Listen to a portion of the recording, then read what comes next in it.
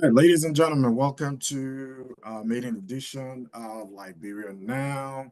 It's a weekly magazine to examine some of the issues obtaining in the news landscape of Liberia. As you know, there's so much happening in Liberia, um, and those of us who are far away, especially, have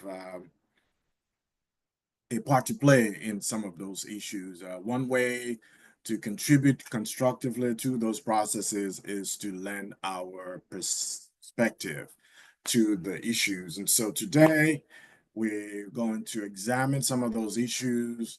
Um, it's going to be a solo show, so you're going to be listening to me, but you can definitely follow us on Facebook or YouTube. Go to YouTube and look for Liberia Now. We're on YouTube as well, live. And so join us, put in your commentaries. Otherwise, um, you can follow us on Facebook. All right. So welcome everybody following us today. We're happy to have you join us. Again, welcome to Liberia Now. Weekly magazine to examine some of the issues, provide some perspectives. From an outsider standpoint, we're not a major player in terms of the decision making, daily decision making. So uh, it's on us as Liberians to just lend our perspective to some of these very critical issues affecting and confounding our country. And so, welcome again. We're glad to have you. I'm going to kick off by playing a little bit more of the sample uh, by the Jack. Come on, give us a chance to settle in. So let's give it 5 minutes of that sound, and then we'll go into some of these issues. All right.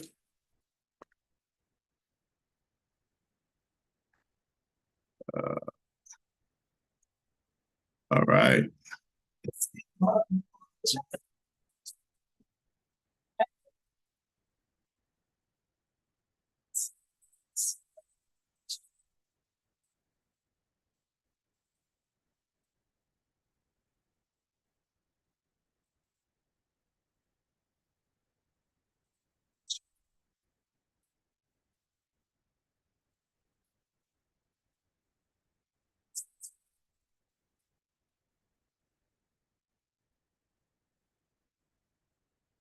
Customize and save.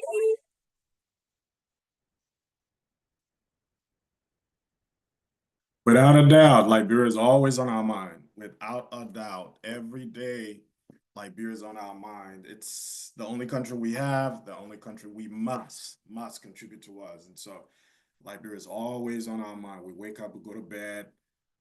Thanks to the many outlets that continue to provide us the news, Liberia remains that for in the foreplace of our minds. So thank you again for joining us. Again, my name is George Y. Williams, social political commentator.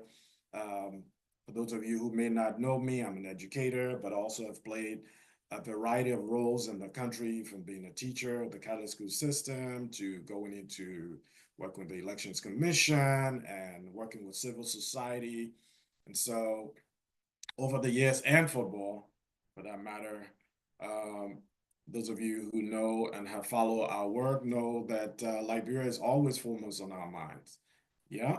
And so as a result, the most recent situation obtaining in the country has been of utmost concern. Um, Liberians of all walks of life have had to grapple with the challenges at the Capitol, which, though very elementary in so many respects, very elementary in terms of the issues and the resolution to that. But we've seen also um, the possibility, the possibilities of the glaring lack of leadership that have been exhibited by many of the actors in the process. Many. Today, we want to just look at a few of those issues from our perspective. Uh, we're not being We've been most unapologetic when it comes to Liberia, and so this is a personal thing for many of us as far as where our country goes and how it is governed. Okay, and so let's start with the unseating of the speaker. It is clear. It's undebatable. It's a no-brainer for any group of representatives or senators, for that matter, um, including citizens who feel the need and deem it necessary to replace their leaders. I mean, the Constitution provides for that.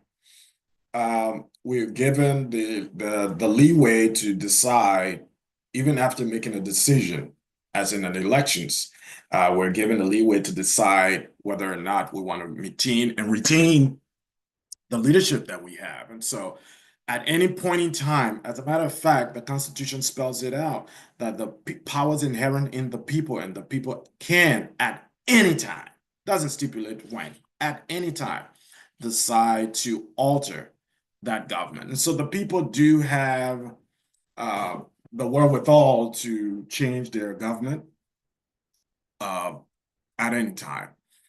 That's no different with the House of Representatives. And what are the issues? The issues are that majority members of the House of Representatives have lost trust in their speaker. Now, it is important that in looking at these issues that we separate, and I say separate for the process of fully understanding these issues in compartments so that we're not overly conflicting and confounding our understanding of what's happening.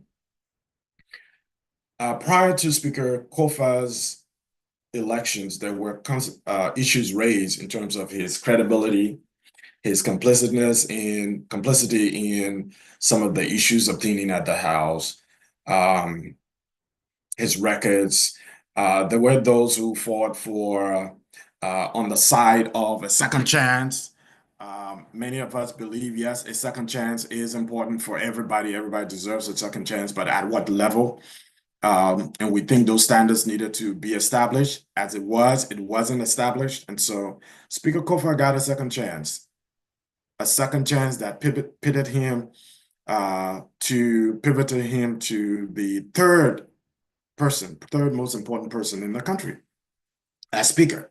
10 months down the road, the very same people, the very majority that voted him in, are calling for his removal. Now, there is absolutely no problems in doing that, but there are procedures spelled out.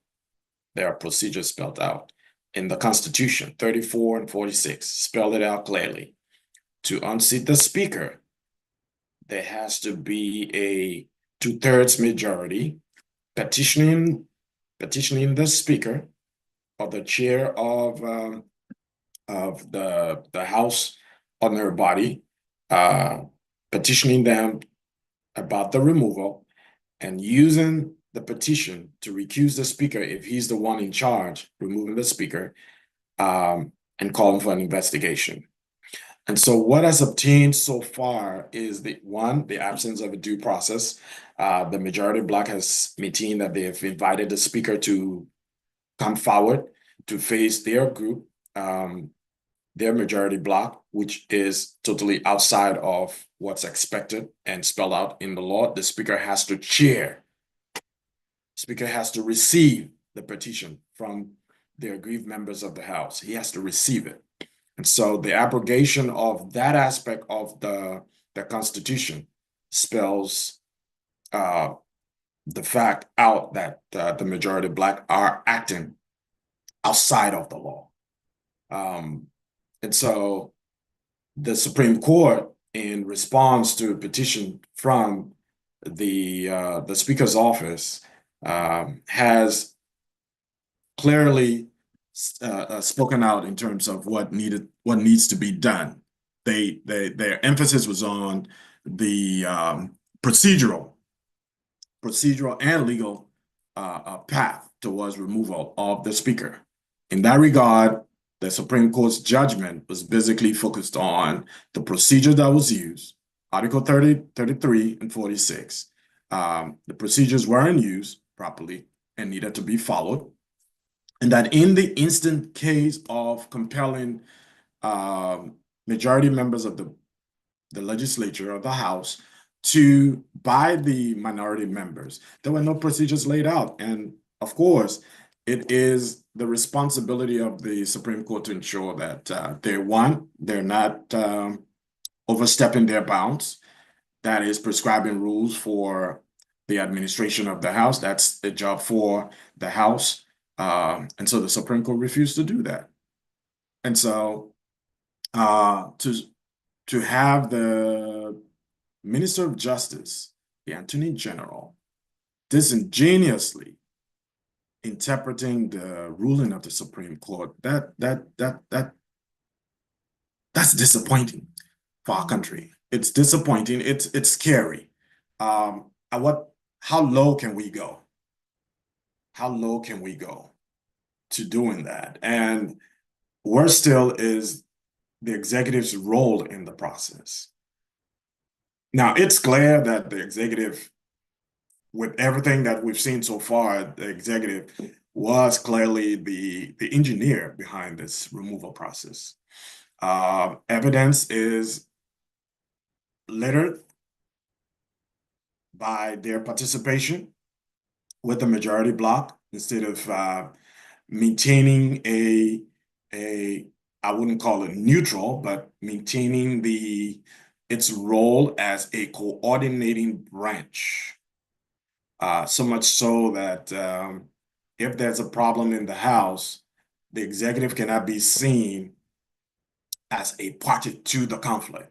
And how did the executive become a party to the conflict?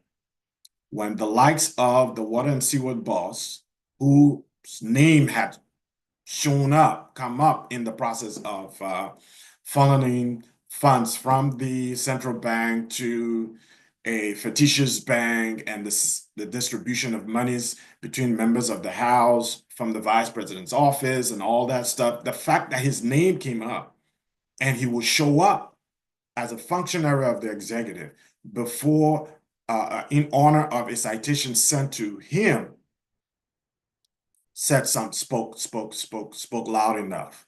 Mo Ali is very, very, very, very aware of what he did. He's very aware of the implications of his presence at in response to the majority block's invitation. So he was very aware. Now, a smarter functionary would have stayed off. The executive should have stayed off. And so it becomes clear that one, the executive hasn't spoken and did not speak in terms of the water and sewer boss, the LRA boss, the finance ministerial officials' presence before the majority block. And that was a problem. But going further, the executive failed to caution members of its branch against being present, honoring any invitation from any side until the issue at the House was settled. The executive went further to submit a budget to the House of Representatives, which it should.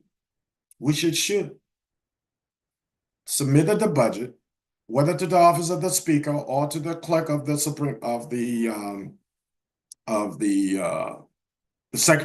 the House. The idea that that budget ended up in the hands of the majority bloc and Minister of Finance officials started to appear before the majority bloc also spoke negatively about the executive's role. It reminds me in many ways about the U.S. role in the Western Asian conflict right now. You can't be a party to the conflict and then seek to initiate compromises.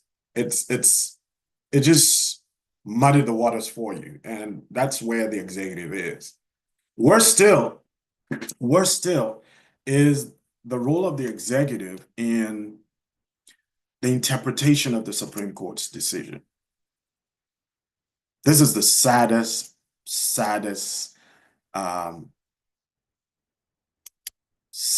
experience we've seen in a long time. That the executive, it's my hope that the Supreme Court has recourse in terms of members of the bar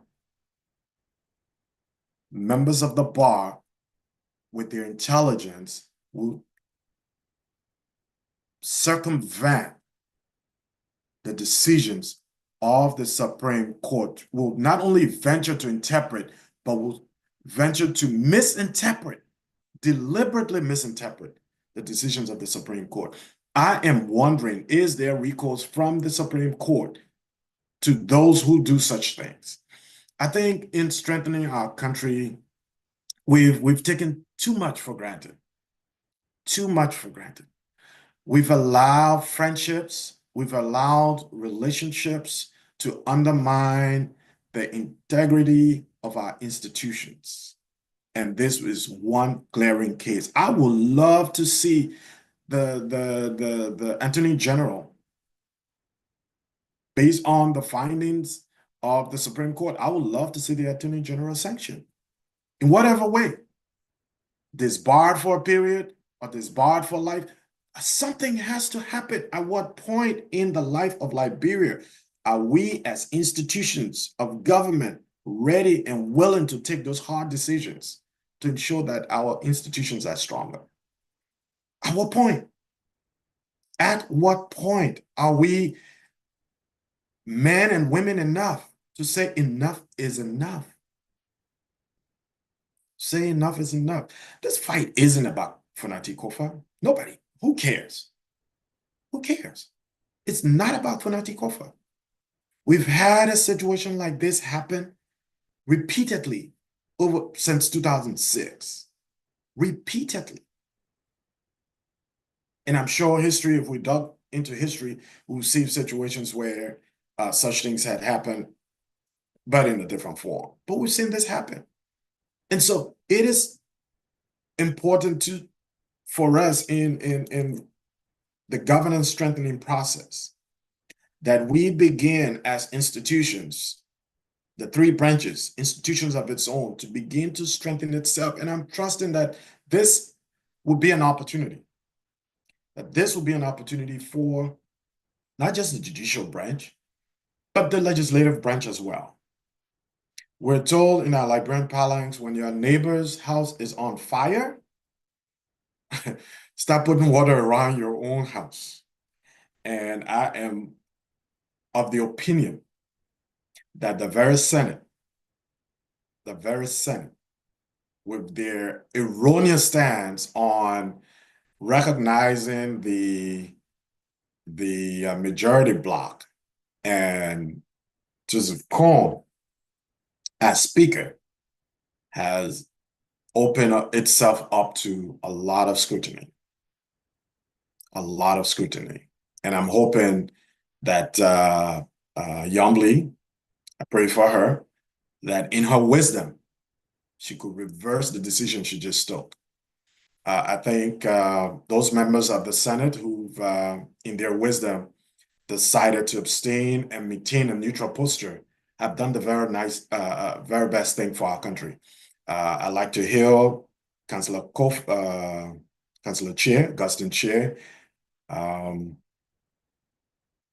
Senator Finley, and those who stood on the side of the law. The integrity of the Senate is important in the discharge and of the rule of law, and that should spill over to the rest of the branches. To take a side, prematurely take a side based on what all of us know. Senator Dillon is the most articulate member of the Senate, at least one of the most articulate members of the Senate. He is very versed in all of these legalistic matters. He, as a matter of fact, was grown in the law. He may not be a counselor, but he's grown in the law, and I have a lot of respect for his perspective on the law. To vote on the side of the Senate recognizing the majority bloc was very disappointing. Very disappointing. I'm hoping that this does not cost many of them their seat in the Senate. This is not an ordinary situation. This is not about Fonati Kofa.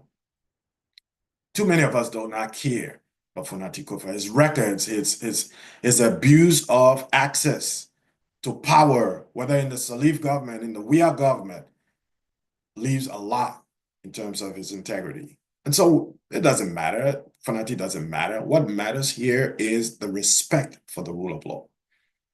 And so Fonati's refusal to resign, yeah, give him a tap on the back. Do not resign until let the Supreme Court make a determination of what clearly their decision was. Let the Supreme Court come, and whether we like it or not, at the end of the day, let the Supreme Court leave no room for interpretation in terms of their decision. Leave no room, because leaving the room has opened up their position and opened up their stance in terms of the public understanding of where they are as an institution, where they are as members of the bar, where they are as the final arbiter of justice in the country. They've left it open. And so with all of these unwarranted interpretation of the Supreme Court's decision, it is upon the Supreme Court as expeditiously as possible to come up with a clear-cut understanding of a restatement of their position on the matter. All of this has implications on the role of the executive, on the role of the legislative branch, whether it be in the Senate or in the House. Now, as far as the majority bloc is concerned, let's look a little deeper at the majority bloc. What are they seeking to attain? To remove Fonati Kofa. Good. But that opens them up to even greater scrutiny. Are these the people we truly want to represent us? Are those the people we truly want to continue to represent us? And this is a conversation with the greater Liberian population. Are those the people we truly want to represent us? People whose name continue to filter to the corridors of receiving monies, living in RLJ. What was wrong with where they live? Why did they have to gather at RLJ? What's the connection between RLJ and monies coming from government, from the central bank, to paying off a purported loan that was owed this bank, and the connection between the bank and RLJ, the owner of RLJ? So much so that all of these representatives have left their homes and now they're seated, residing in RLJ. They've been there for over a month. Are those the very people we want leading us, making laws for us? And when it comes to the executive, it's unfortunate. It's unfortunate that the executive has placed itself in the position it's in. I think it's most embarrassing. I think there's so much the executive can do, so much that does not necessarily require money. There's so many policy framework, so many things we need to do differently. So many things we need to do differently that we have not as yet attempted to work on. All right. Some of those include how are we even bringing people into government? We've seen repeatedly that the executive has had too many embarrassing situations where the president appoints, and before long, there are issues with the president's appointments. Too many embarrassing situations. People come to government, actions on the part of the government. We saw the recent scholarship situation. Our foreign minister with his very sketchy academic background, not later after she's spearheaded a scholarship program that has brought the government and our country into disrepute. And nothing has been done by the executive. Nothing. This shows a lack of leadership. It's a lack of leadership. And the question remains, is President Boyka in charge? What's happening? Why are these things happening? What can the executive do? How can the executive do it better? Do we need a radical agenda for change? Yes, we do. Yes, we do. And in our next sitting, we'll talk about the radical agenda. The radical agenda would be an evolving collection of policies that government can institute to ensure that governance is more responsive, more effective, that people are not seated in government offices and living on Facebook, but doing their jobs. We've seen recent times that a performance management program has been instituted. Who's going to manage that? What are the goals set for every institution? What transformative ideas have come to the table? In 10 months, yeah, 10 months is a little too short. Yeah, but it's not. It's not. People are still doing the same things that the previous government and governments before them have done. Nothing has changed. Nothing is different. And the drive that brought in this government was built on the promise of change. And change must happen. Change must happen. You know, how this government does it has to be strategically thought out. I think this government is in a hurry to present big wins, and in the process of that hurry, they're making way too many mistakes. Way too many mistakes. I will urge the government to be more strategic.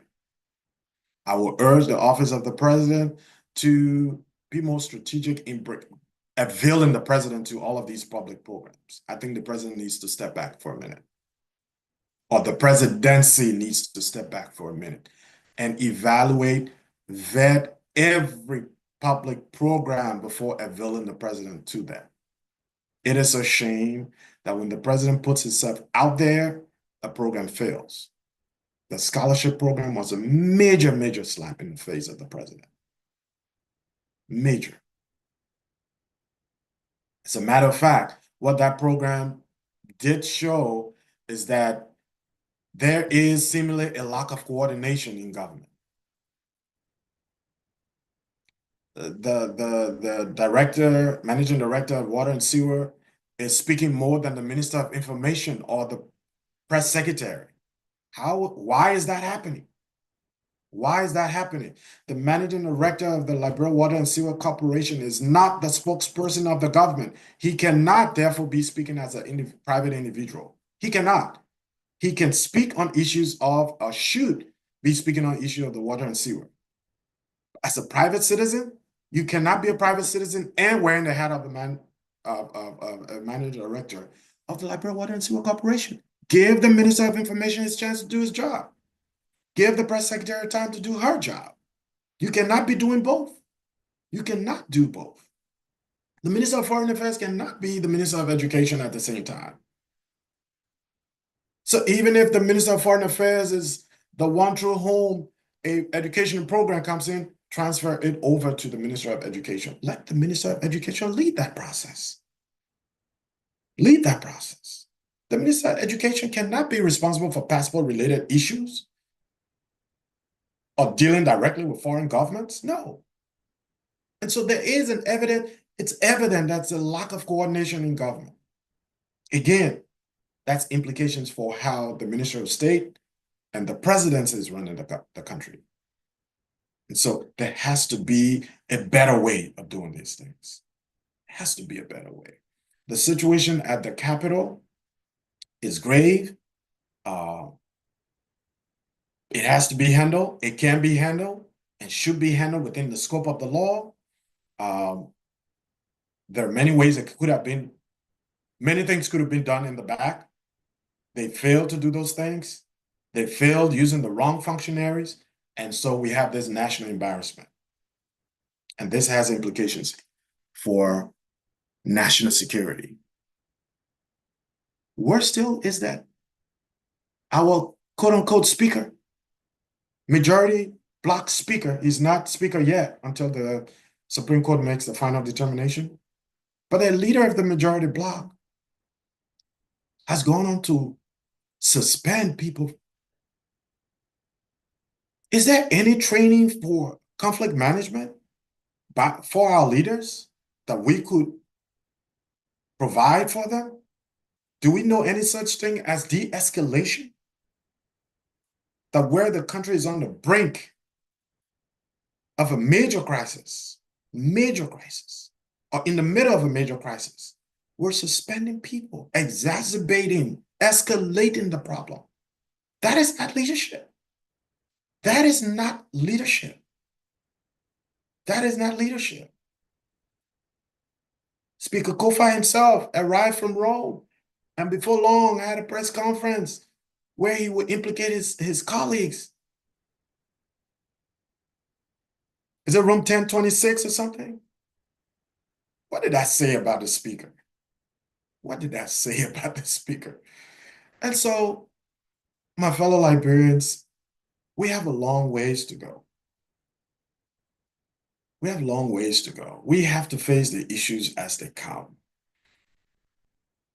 Our country is at the brink of a major, major crisis. Not to the extent of the one we had over the last 14 years and starting in the 90s, but we're in a major, major, as one who's sat back, who's been a player at many different levels in governance in Liberia, I see opportunities. And I'd like to end on that note. I see opportunities. Opportunities for change, opportunities for betterment, opportunities to institute policies and programs and frameworks that will help government operate better. let's not see this as a failure. No, let's see this as an opportunity. I will urge the president, I will urge the president to set up a think tank, strategic think tank to provide advice outside of government, bring in individuals with, and they may not necessarily be in Liberia. They do not necessarily need to be in Liberia. The world has become smaller by by technology. And so the president has the wherewithal to gather folks around him, but he needs to take leadership. He needs to be heard. He needs to be firm. He needs to be visionary. He needs to be visionary in how he handle a lot of these things. Create a team if he doesn't have one. I think just around the presidency, there's just so much fight. I don't see how the personalities around him could effectively work. I know a few of those individuals, and I know ego can be a thing. And I don't see how those personalities could effectively work to making the presidency more effective. I don't see it. Honestly, don't see it. And so I'll urge the president to, in his own wisdom, decide what his forward movement is going to be. But I will also urge him to expand in terms of his advisorial team, expand by bringing in people outside of the current structure. Set up a structure, another structure that you can talk to. Set up a structure that you can relate to. Set up a structure that's looking in from outside. Set up a structure that will assist you more concretely in dealing with some of these issues. We've attempted to move a speaker, and the process of governance have been halted for going 2 months. This is not the last of the embarrassment that's going to happen if things are not done more properly. If things are not done more properly, we risk having a crisis in the country, and we cannot afford another crisis in Liberia. We need to rebuild. Our neighbors are moving. Our neighbors are moving. We downcried the previous government for all of the ills, and it is a shame that we're walking the same path. In 10 months, the cries of the Liberian people continue to be loud and loud and louder, and this is a shame. It is a shame. And so, for effective governance, a lot can happen. I think one of those things is the strengthening coordination between the organs of government, but also allowing the organs of government to play their role. And one of the things that I see is that the Minister of Information and the Office of the Press Secretary has been subjugated to the Office of the Managing Director of the Liberia Water and Sewer Corporation. This has to stop. This has to stop. There can be only one Minister of Information whose job it is to interpret government's policies and programs. It can be every government parastatals doing the same thing. No, we can't. It shows poor governance. It shows a lack of coordination. It shows a lot of lack of respect for our respective offices and the functions of each office. So it is our hope. It is our hope that this message will go out to those functionaries of government who are responsible for various aspects of the process. We're hoping that the Supreme Court will make a decision and make a decision soon, clarity soon, make that the needed clarification soon in response to the Bill of Information that has been filed, and that our country can move forward quickly. and do the business of the people. Liberians are suffering. Liberia, as a result, is suffering. Our image, our stance among the community of nations has to be better. We gotta do better. So I'd like to thank you. Thank you for joining us this maiden edition of Liberia Now.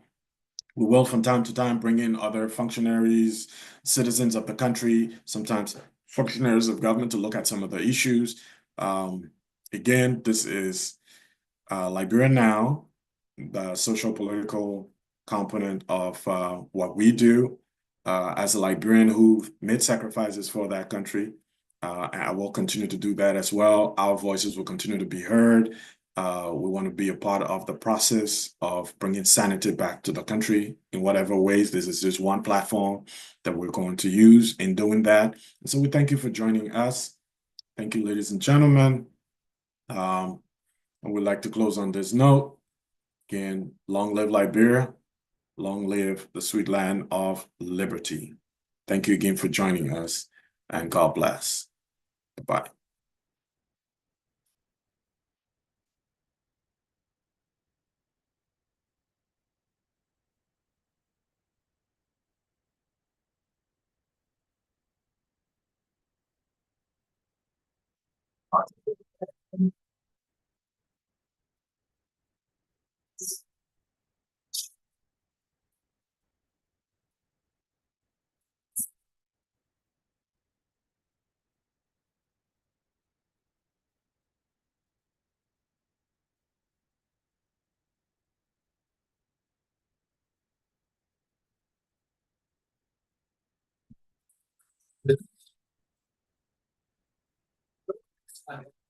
Set up your store on a single integrated platform.